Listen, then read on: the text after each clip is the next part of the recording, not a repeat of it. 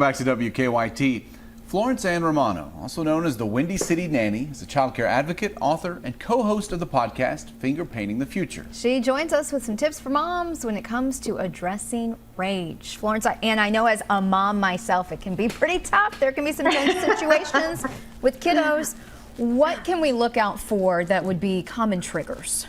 Well, I think the first thing we need to talk about is the fact that everyday things can just start to really get under your skin, and that long fuse that you have, all of a sudden that thing blows and you're like, why all of a sudden did that send me off the edge?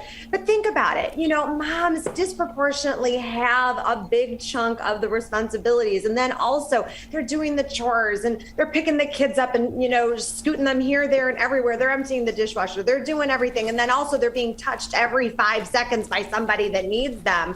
And so I think by the end of the day, you're just like, I am just tapped out. So the idea that it always has to be something really big that has to go wrong, that's not what it is. It's everyday stuff that goes on that all of a sudden makes you just kind of snap.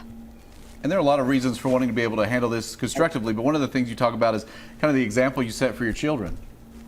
Well, you have that energy in the house. That environment really depends on you. And so when you do get mad about something or upset, that's okay. Feelings are never wrong. It's how we react to the feelings. That's what we're teaching our children about.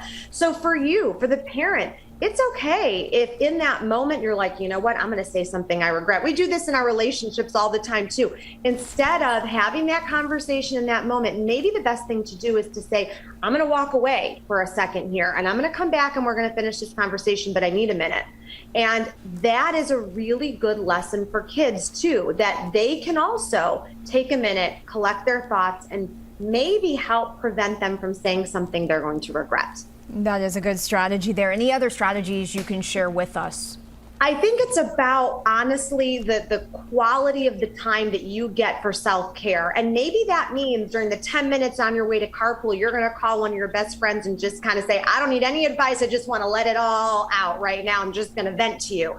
And maybe that's enough for you that day to survive. And so it's just about figuring out, what do I need to release? And if you can do that more often instead of letting everything build up, then you're not going to have those triggers all the time. It's just about figuring out, again, those quality moments where you can get a little piece of something you need to help you move on to the next moment. All right, good advice there. And we have your website up there if people want more information for your books or your podcast.